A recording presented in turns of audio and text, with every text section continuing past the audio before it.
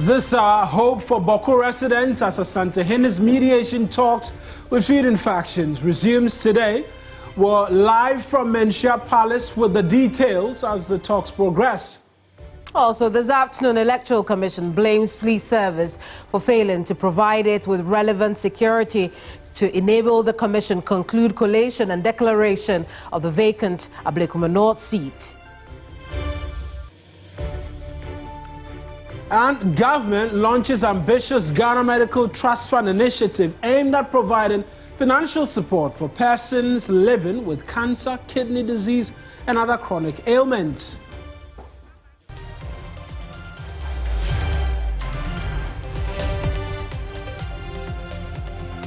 Those are the big stories this afternoon, and this is News Central. I'm Kevin Yamano. And I am Mawina Igbeta. The bulletin starts right now.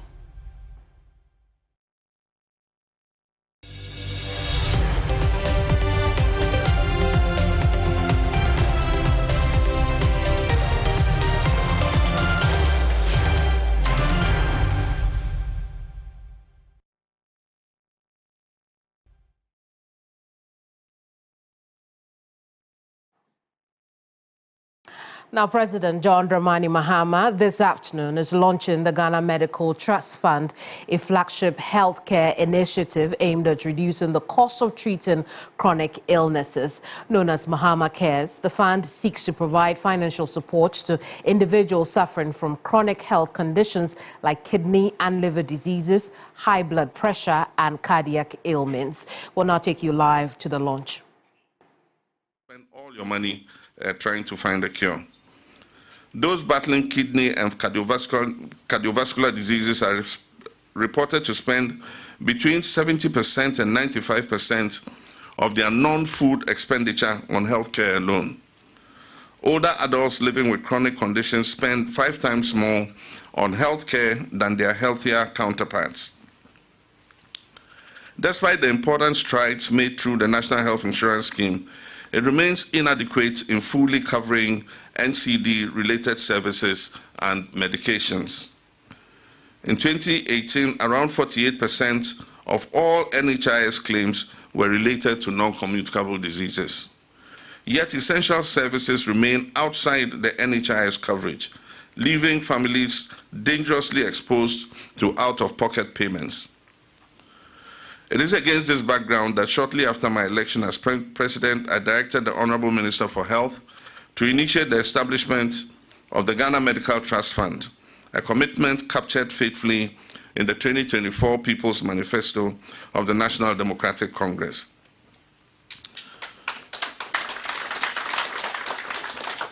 Following extensive consultations with inputs from over 3,300 stakeholders, the National Task Force I formed, ably chaired by Reverend Emeritus Professor Seth Aite, submitted its final report on April 10th this year. I'm pleased to inform you that the accompanying draft bill, as the Minister said, is ready and will be presented to Parliament when it resumes at the end of next month. Ladies and gentlemen, today we're launching more than just an initiative. We're launching hope. Hope for thousands of Ghanaians living with chronic diseases. Hope for families battling the overwhelming costs of care. Hope for a future where the quality of life is not determined by one's ability to pay for essential treatment necessary. The Ghana Medical Trust Fund will support specialist-level treatment for a range of chronic diseases, including cancers, diabetes, cardiovascular diseases, chronic kidney failure, stroke, and other complications. It will also progressively expand to cover convalescent care, palliative services, and home-based support. Support from the fund will be based on formal applications, carefully vetted, and will focus on costs not currently covered under the NHIS. The fund will operate as an independent statutory trust, governed by a board of trustees and supported by a dedicated administrative secretariat, third-party administrators, and patient navigators to ensure transparency efficiency, and a patient-centered service ethic. Initial projections suggest the fund will require approximately 3 billion Ghana cedis annually over the first 3 years. And as was said, the main source of finance is going to come from the NHIL, the uncapped portion of the NHIL. It will also include direct budgetary support from government, voluntary contributions from corporate institutions and individuals, grants, donations, and will also be able to invest in order to raise income, investment income. Strategic procurement measures such as access pricing and framework contracting will ensure that essential medicines and diagnosis are acquired sustainably. And so I spoke to the minister and asked if we couldn't encourage our local pharmaceutical industries to increase the availability of generic drugs, which are much cheaper than the imported drugs. I know because I paid for my mother's diabetes drugs, and I know the difference between the imported drugs and the difference in cost. And so if we can encourage our pharmaceutical industry to produce generic versions of those drugs, it will bring the costs much lower. I wish to commend the exceptional leadership of the National Technical Task Force, chaired by Reverend Emeritus Prof. Seth Aite, and to extend my heartfelt gratitude to all the professional associations, religious leaders, our development partners, and citizens who contributed their expertise and passion to bring this initiative to life. Your dedication has translated a manifesto promise into a tangible, life-changing reality. On that inspiring note, distinguished ladies and gentlemen, I'm proud to officially declare, is there going to be a fanfare? Let me know. The last time when I was just declaring something launched, then I almost ran away from the stage. Okay, there's no fanfare. All right. On that inspiring note, distinguished ladies and gentlemen, I'm proud to officially declare the Ghana Medical Trust Fund, into brackets Mahama Cares, duly launched. May God richly bless all of us, and may God continue to bless our homeland, Ghana. Thank you very much.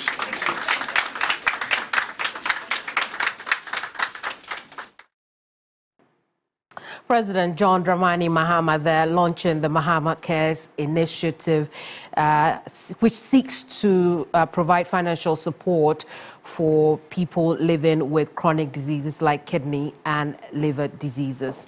Now, we'll bring you more on that story a little later. We know that we'll also hear shortly from there the health minister, who will also speak to the issues around Mahama Cares. When he does come on stage, we'll take you back there. In the meantime, Anna. We're taking you to the Ashanti region, where the Asante Otumfuo II is resuming the Bawku mediation talks today, with all factions seated.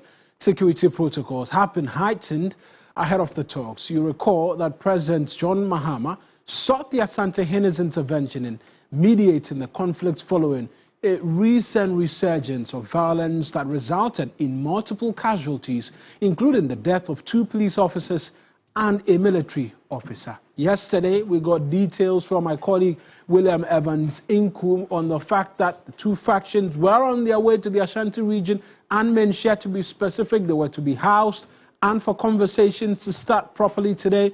William is joining us right now with those details as we learn of heightened security protocol amongst many other things, all being present at Menchia. William as well mentioned to us, amongst many other things, that there was the possibility of military or police helicopters hovering in and around Menchia to ensure that security in and out of the place was tight. He indicated areas where persons could not be readily available to get access. So let's connect to William Evans Inkum right now, who's joining us on Zoom. Evans, talk to us just quickly what it is that we've gathered from Menchia. Has this mediation talk started? What can you tell us? Well, so pretty soon, we are still expecting the parties to arrive. They are going to walk through this particular door, which has just been opened, straight to the auditorium, but it's just behind the other gate, which enters the main chambers of the Santene. So that is where the auditorium is, and that is where the peace talks is going to kickstart. Like I said, I mean, security is very heavy here. Security protocol has been given some level of a notch higher.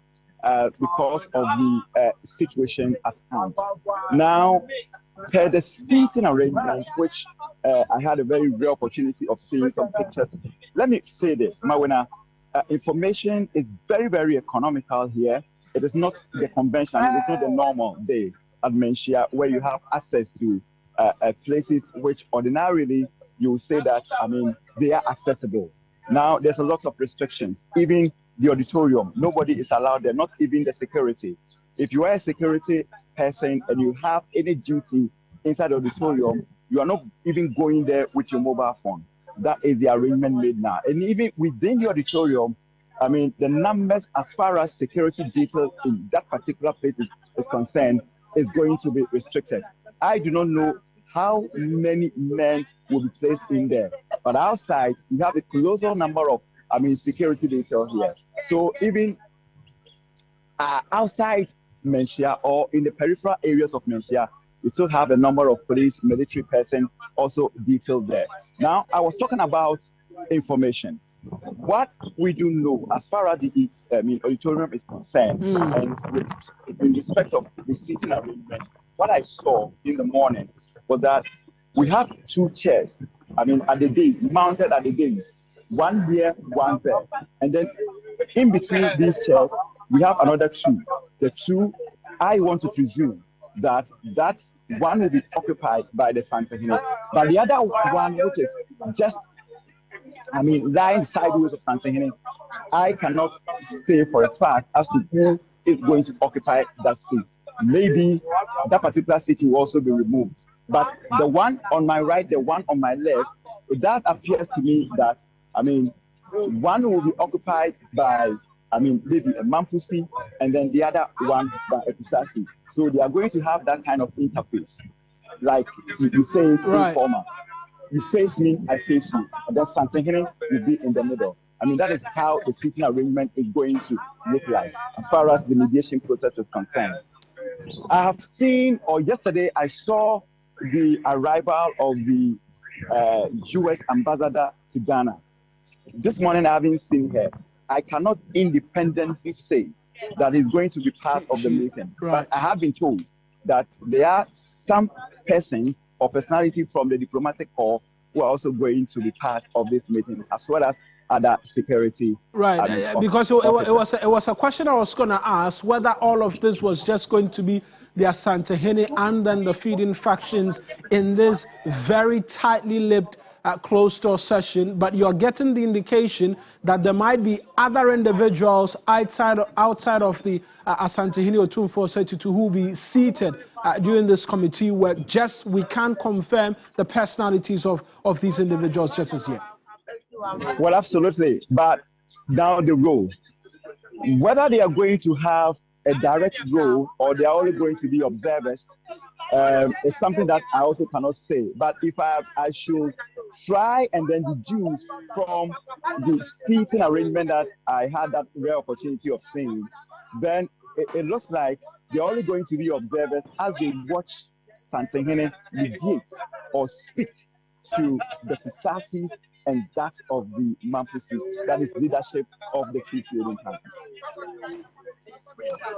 Right then, Evans, thank you very much for those details. That's William Evans Sinkum, my colleague, providing details there for us this afternoon on the latest we're learning from Menchia, and we will continue to monitor the developments there for you as and when the conversations will continue.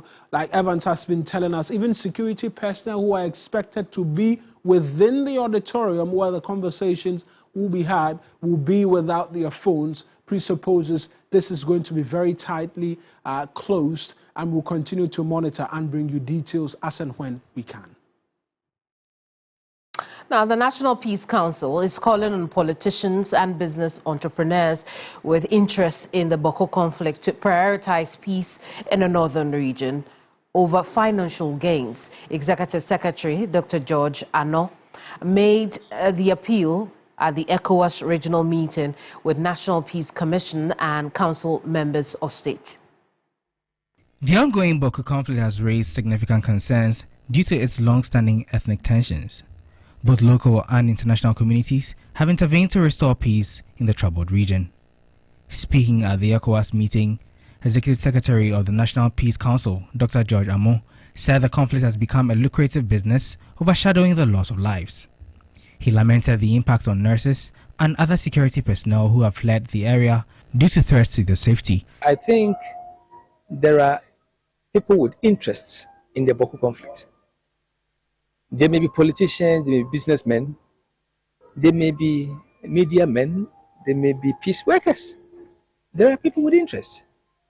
And I would want to appeal to all those with interest, whether you are a political actor, whether you are a media actor, whether you are an indigent from the area, or you are a businessman, because people use conflict situations to do their businesses. Some people do that, unfortunately. So I would want to, call on all that, yes, you may get your money through the unfortunate incident, happening. But are you happy when you see people killed in the manner that is happening? I mean, that is not moral. So I just want to appeal to everybody, including politicians and businessmen. We call them conflict entrepreneurs. Let us give peace a chance. Head of Governance and Security at the European Union delegation to Ghana, Anna Lixi, said the EU is supporting the Regional Peace Council to promote mediation activities, particularly regarding chieftaincy issues and radicalization in the north. In Ghana, we are currently supporting the Regional Peace Council, particularly in the north, the Regional Peace Council and the local peace committees, in order to promote mediation activities and peace-building activities, in particular in relation to the chieftaincies in the north and in relation to the radicalization, violent radicalization. Dr. Amo urged residents and groups in Bawku to lay down their arms and allow peace to prevail to enable redevelopment in the area. He also emphasized the need for peace and stability to facilitate progress.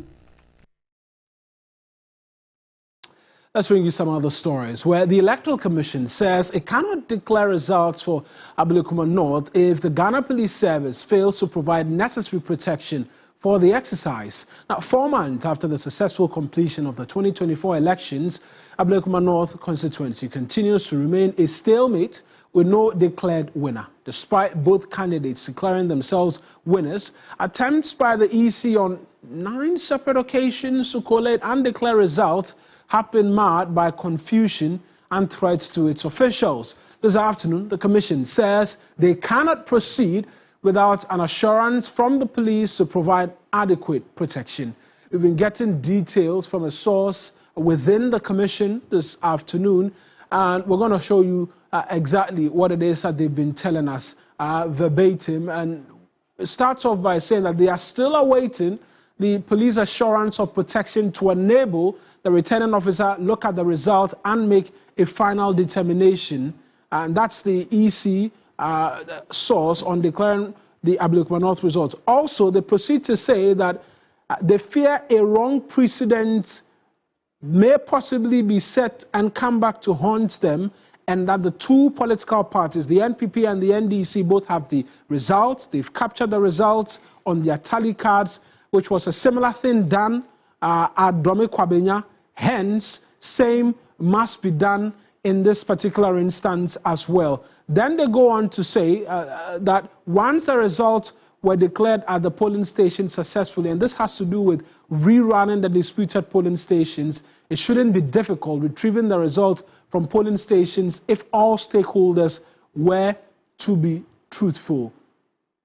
Again, they stress that if security cannot be ensured for the collation process, how sure are they that when the rerun happens, the security protection will be on high for them as well? Well, we've been getting responses as well from the Ghana Police Service in relation to the latest that's been coming from the Electoral Commission, who are demanding that they be provided some form and level of security. And here's what the Ghana Police Service sources as well have been telling us this afternoon, which we're bringing to you. They say that they've checked with the Electoral Commission and what we're being told doesn't seem accurate. But all the same, they are working with the Electoral Commission and they are always ready to provide the needed security to ensure the collation process for Ablekuma North proceeds, and then a candidate can be fully determined by the Electoral Commission's returning officer as the winner for the Ablekuma North parliamentary seat. And so that's the police as well coming through with their response on the latest that we're hearing from both the Electoral Commission on why a determination has not been made. Well, the governing NDC says that a rerun of the election result should help bring finality to the matter. Dr. Tanko Rashid Computer has been speaking to TV3. The Electoral Commission says ready to declare Ablekuma North, but they want police protection. Is that the position of the NDC and all of the coalition that's happened? Is that how you see it as well? What the Electoral Commission is trying to do is an illegality. The NDC will not accept such illegality. We have issues with 62 polling stations. We talked about it at IPAC. We all agree we don't have the pink sheets. The pink sheets are the primary source of getting the results. We don't have, EC don't have. EC was supposed to have in custody the original pink sheets, say they don't have it. Then our opponents will now come and say they have scanned copies. Where did they get the scanned copies from? And we told them that we will not agree for the use of scanned copies.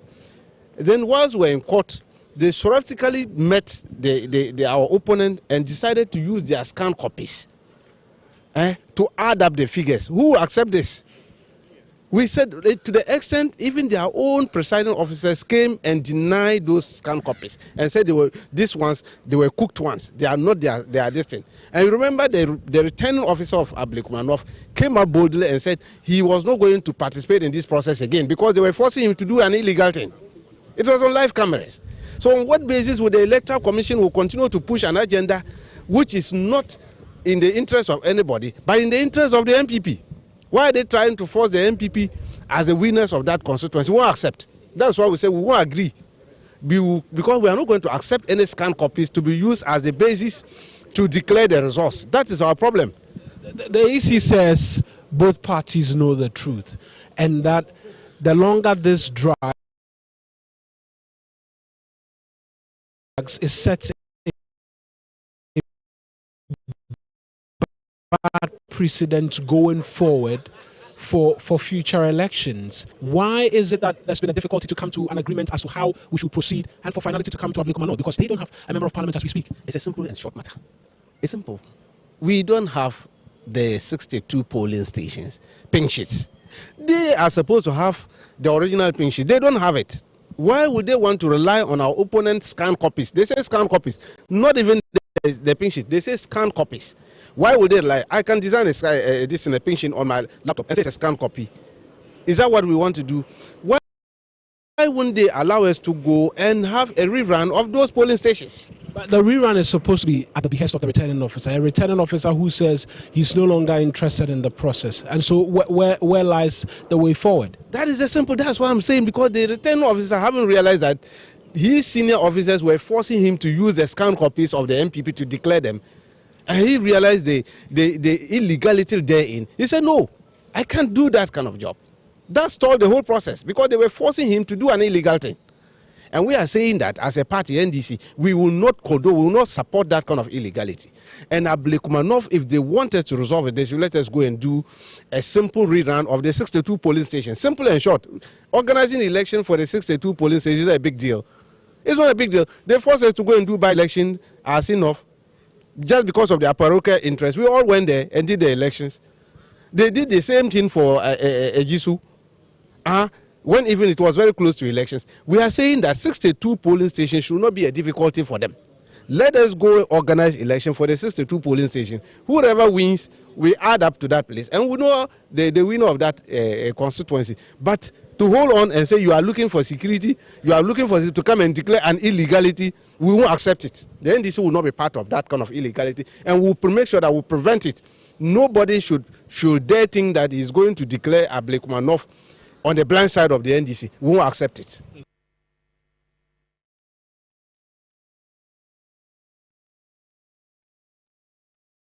And you're so live here on News Central. We're going for our very first break. When we return, we have a bit more stories on the political front. Please do stay tuned in.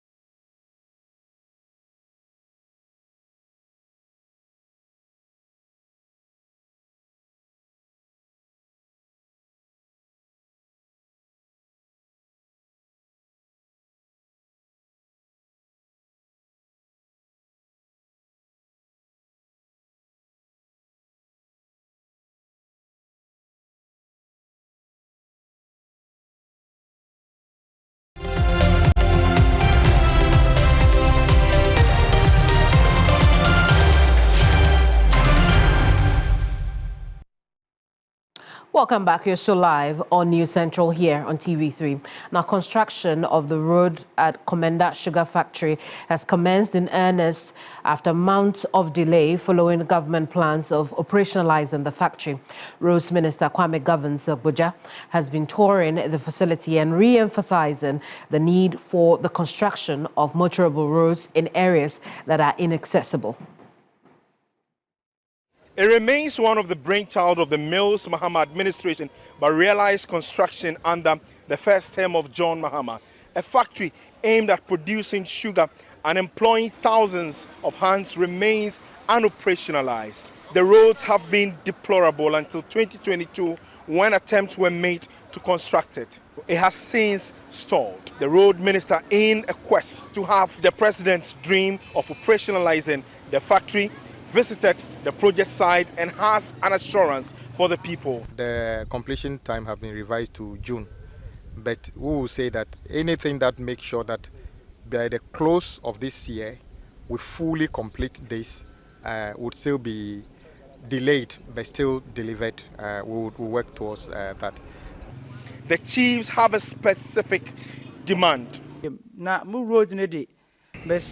have always desired the construction of a very good road, but we are requesting to the road minister that they construct the road and lay asphalt on it for us. This would prevent the numerous accidents on the road. But he was candid in what he can do. Asphalt look better than surface dressing. Banana. As I'm here, I'm the road minister. If I were to invite you to my hometown, you may not be able to come. Because it's probably one of the most terrible roads in the country. Not that I am proud of it. All my people have been looking for is access. They don't actually care whether it is surface dressing or asphalt. Now, asphalt costs 3 times or 4 times the cost of surface dressing. In reality, we would love to lay asphalt at the doorsteps of everybody. But anytime we lay 1 kilometer of asphalt, we have denied other people 3 kilometers of surface dressing, which is equally good. He then moved to the College of Education to inspect the road as well. Komla Kluchep, TV3 News, Komenda. We promised we were going to do a bit more political stories. Let's do that right now, because the NPP's ongoing thank you tour appears to have hit a snag following recent comments made by 2024 flag bearer Dr. Mahama Cares. While the party hopes to use the tour to instill party unity and regroup, there are serious concerns. Barely a few days in, there already calls for the exercise to be called off. There's more in this report. Launched barely a week ago, the NPP's thank you tour was following in on the party's tradition of giving thanks to God after every election cycle. The thank you tour also serves as a means to reinforce party unity and bond between its leadership and grassroots. But just 2 stops into a 16 regions tour, there already calls for it to end, with some confronting the party's 2024 flag bearer, Dr. Mahmoud Bawku, on statements he has made. The former vice president and party's flag bearer, who is privy to the report commissioned to investigate the party's heaviest electoral loss yet, decided to address some of the issues. Cost of living. It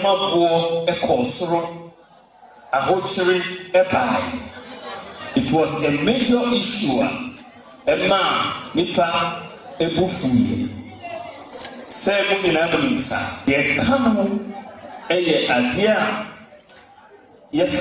Arrogance of power.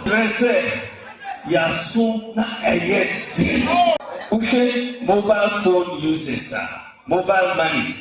Almost 16 million in this country. They are almost using mobile money account. 16 million. All the voters use mobile money. 11 behind. And this seems to not have gone well with some members who served in the Nanado Bawku government. Dr. Palgrave Wachidankwa, the former spokesperson on governance and security, has described statements made by Dr. Bawumia as revealing a troubling pathing of disloyalty and inconsistency. He further describes the former vice president as an opportunist who was undermining administrative collective accountability for distancing himself from policies and decisions such as the DDEP. Dr. Palgrave's full-blown rebuttal is one of many on social media. Not happy. But former deputy chairman of the Bawumia 2024 campaign, Nana Komenda, has come to the rescue of the flag bearer. Nana Komenda says that Dr. Bawumia is not shifting blame, but rather acknowledging what the party faithfuls told the Professor Michael Okwe committee. Meanwhile, others have also called for the thank you tour to be cancelled and new course charted. Well, however this will end, one thing is clear, that there's a seeming division among key members of the NPP, and the earlier they find a solution, the better for Ghana's largest opposition. Judith Brown, TV3 News.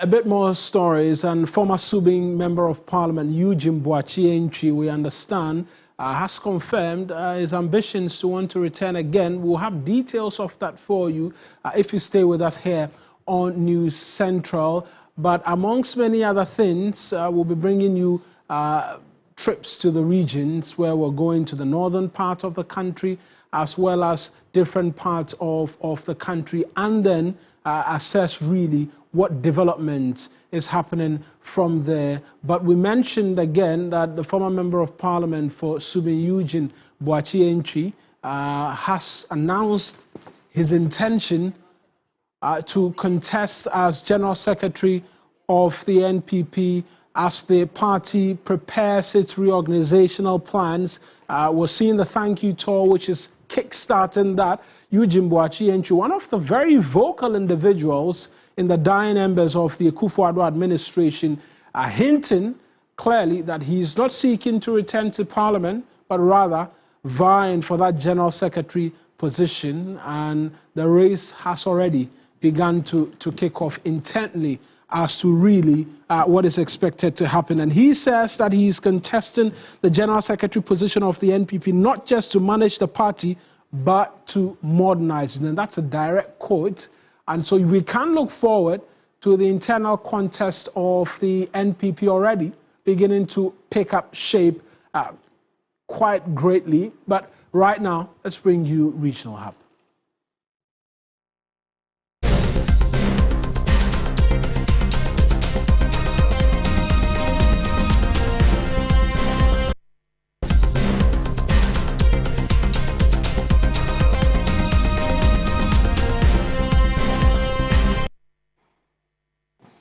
We can now take you across the regions. Now, the lack of basic social amenities such as motorable road network, reliable telephone network, potable water, among others, is affecting the daily lives of residents of the Sonyo traditional area of the Bole district. The situation has compelled residents, especially the youth, to migrate to other areas, which is affecting the socio-economic development of the many communities in the area. The residents want government to prioritize the development of the area.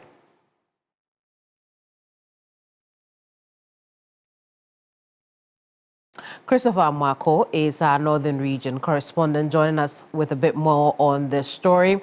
Christopher, good afternoon to you. Let's talk about these roads. How bad are they? Yes, so Kamini, I must say that the entire Sonyo traditional area doesn't have any motorable road in that enclave. And so over the years, they have struggled to even cut their farm produce to the central market in Bole to sell. They have also not been able to access some basic social amenities apart from the road when it comes to health, telephone, communication network, amongst others. And the people have over the years complained about this situation. This year, during the Den Festival in Sonyo, they have emphasized that they want to see government pay attention to these roads. Let's take a listen to what the community members have been saying.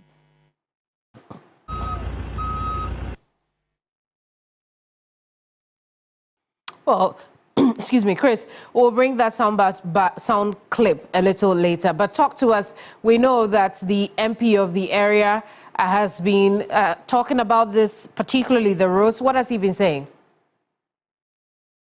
Remember that 2 weeks ago, the roads minister was in the Savannah region representing President John Dramani Mahama at this year's Gonjaland Youth Congress. And he emphasized that some roads within the Bole enclave will be awarded on contract and worked on. And so the MP emphasized that the Sonyo Dokurupe Road is amongst the roads that the President has directed the roads minister to work on. He has also talked about the fact that President John Dramani Mahama, hailing from that part of the country, has directed the communication minister to ensure that the people around that enclave get access to telecommunication network. Let's take a listen to what he's also been saying. Unfortunately, we are not able to do that at this time. But Chris, you tell us that young people in this community are fleeing. How bad is it?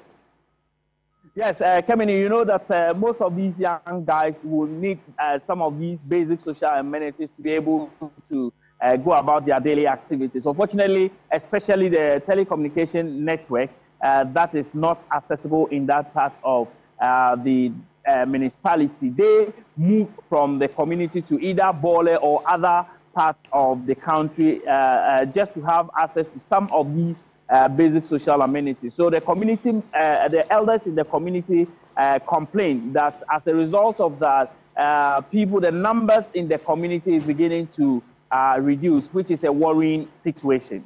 I see, Chris. We'll leave it here for now. Thank you so much for talking to us. Christopher Amwako is our Northern Region correspondent.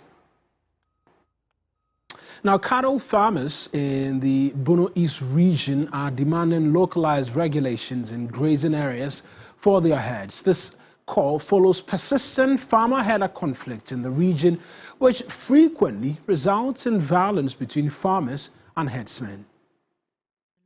The conflict between local farmers and herdsmen has had devastating consequences for families and livelihoods due to the destruction of farmlands by cattle, damage of communities, and the pollution of water bodies. However, herdsmen and their cattle are also significant victims of this unrest. Reports indicate that some farmers retaliate against herdsmen, leading to beatings, injuries, and even fatalities, as well as killing of cattle. The chief of Fulani herdsmen in Techiman, Amadou Ali, expressed deep pain regarding the attacks on herdsmen and their cattle, especially during the dry season. He alleged that some farmers deliberately target cattle with the intention of obtaining free meat.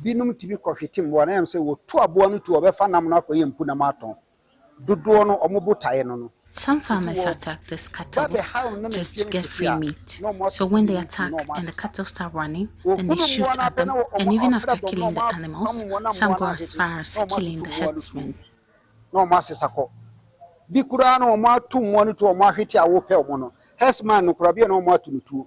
Sulemaina Ali Dumaiga, a herdsman, told TV3 News that over 20 herdsmen have died and close to 17 have been injured in 2024 alone due to the conflict.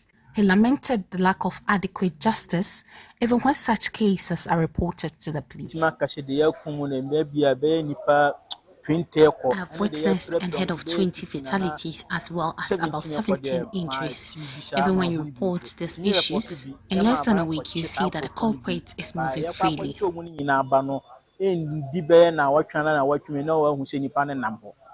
In response to the escalating incident, cattle farmers are making a significant appeal to the government to establish specific regulations aimed at protecting the rights of herdsmen and animals against brutality. If government will set up a committee, even at a cost, to protect the animals and also to settle the conflict between us and farmers, we are okay. And those who intentionally attack the animals should also be held responsible. Adding to the proposed solutions, President of the Ghana National Association of Cattle Farmers, Imam Hanafisan, advocates for the introduction of a ranching system He suggests a gradual adoption of intensive and semi-intensive cattle farming methods as a sustainable solution to the persistent conflict. Ranching is good, but you have to do it well. If these areas are places where the farmer knew that if I go there, there are other technologies, there are other advanced things I will learn from that place, then the farmers will be attracted. So that is why we think that with the gradual adoption, we want to set these centers for all our farmers to learn, to come and see. So when they learn, now it will be a decision of the farmer.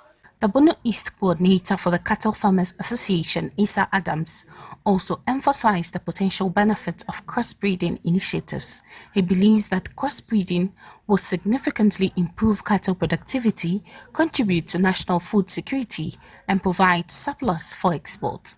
We want to improve to our people, local people, to know that if you do crossbreeding, you will get more milk and more meat to feed our people. The Ghanaians will get a good meat to eat and at the same time get a very good milk.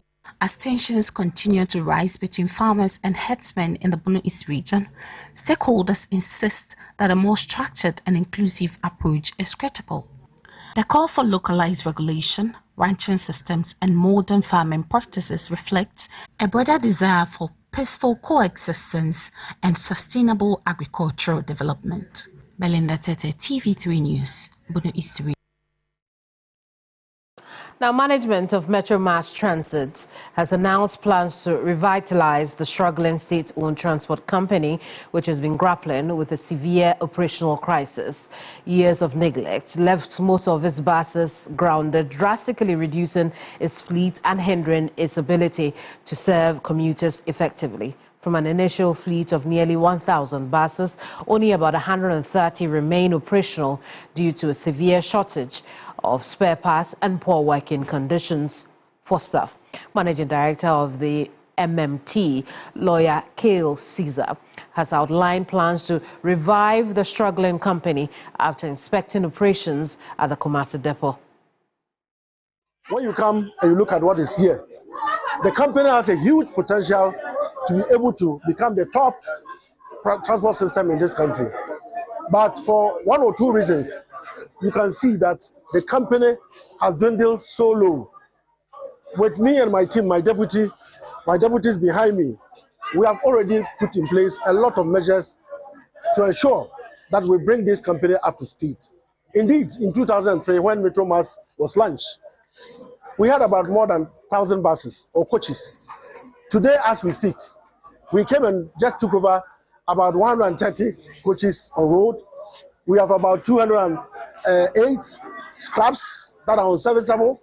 We have about 108 that are serviceable, but they are on rocks. And we only have about 130, as I said. And so there's a huge task and challenge ahead of me and my team. The infrastructure level is so low. If you look at our buildings, you go to national headquarters all over. We are poised to bring a facelift to all our infrastructure level, all our infrastructure across the country.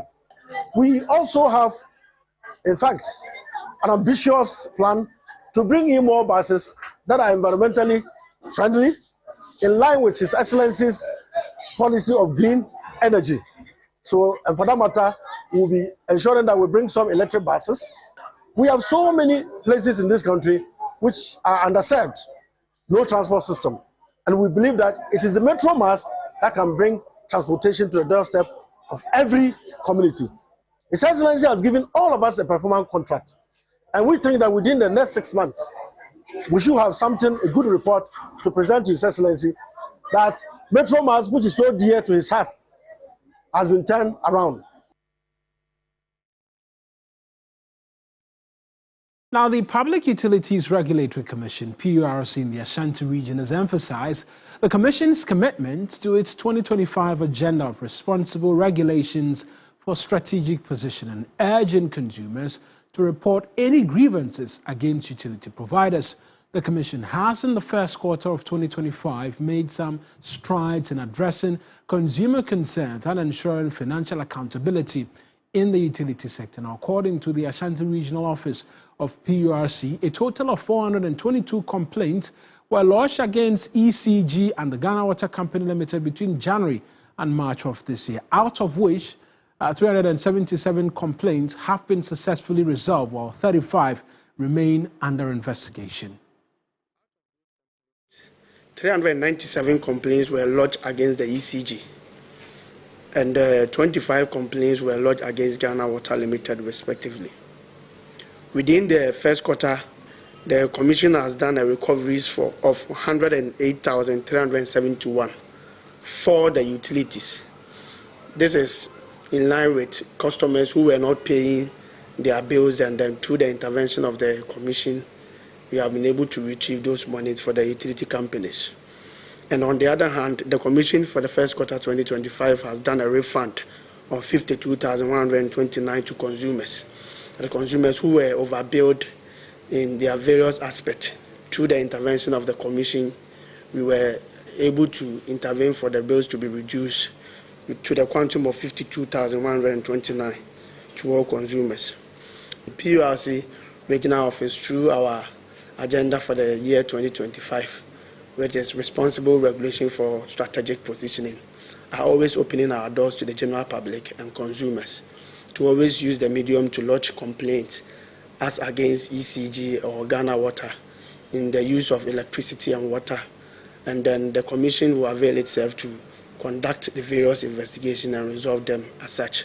We also call on the utilities as well to also lodge complaints of non-payment of bills and other challenges that they face to the Commission. We're so live here on News Central. We're going for yet another break. When we return, we have by the numbers for you, and then we take the show home.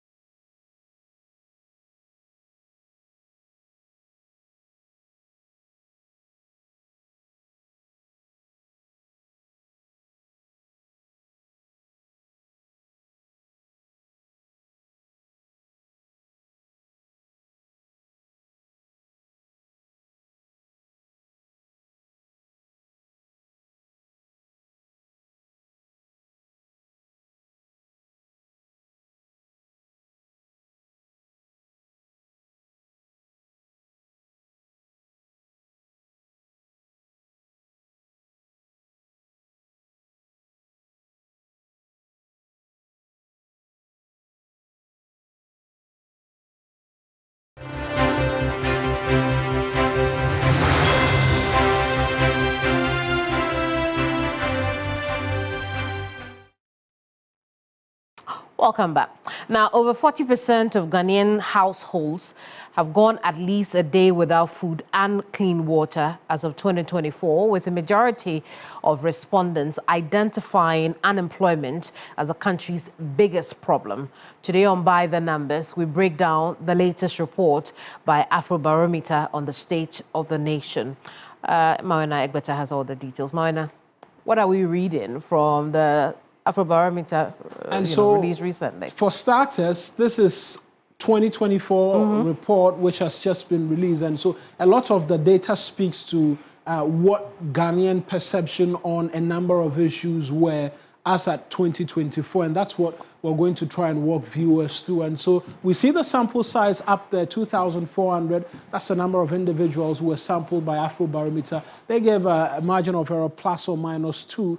And then the field work was conducted in August of 2024. When it comes to a big question, and again, it's something where a number of you who've been able to see this report, some say that this is a verdict of what the Ghanaian economy was and why Ghanaians voted the way they voted last year and all of that. Because here's what many had to say with respect to the country's economy. And on economy, as much as 57.2% of respondents, well, more often than not, we'll say more than half of Ghanaians believe that the economy was being handled very badly. Then 21% said it was fairly bad. If you add that to that, that's well in excess of 70% of Ghanaians who believe that things were not being handled quite well in the year 2024. And if we look at those who are a bit neutral, just a paltry 2.4%.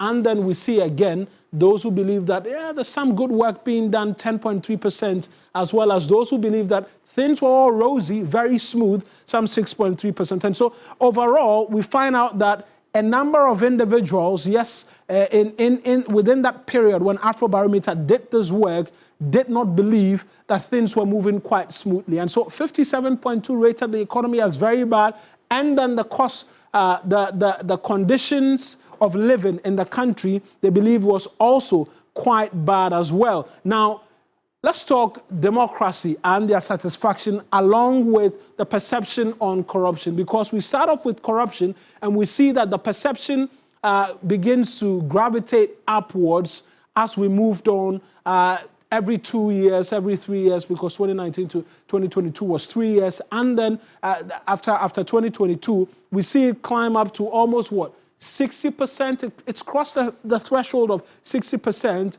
where more and more of these respondents continue to believe that the corruption in the country is getting worse and worse. Hence, there's a need for a lot more to be done in that respect. I just want to stay on corruption and what more we found when they were asked which institutions they believed was very corrupt. Unfortunately, the Ghana Police Service led the way, 63.1%. And then the belief as well is that government officials follow closely, and then members of parliament. Would you believe that as well? Now, of the many things, we see that there's still some preference for democracy, but here's where there's a bit of a nuance in this response which was provided.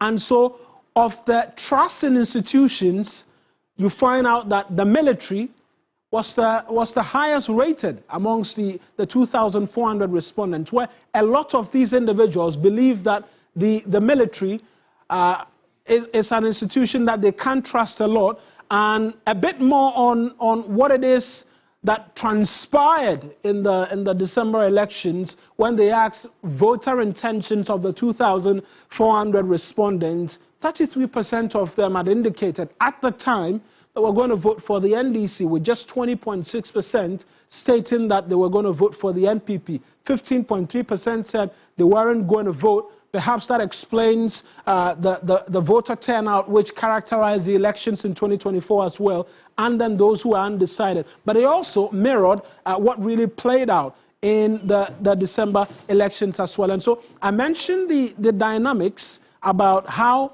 people have a preference for democracy, but 50.6% of them, at the time this work was done, were in support of some military intervention.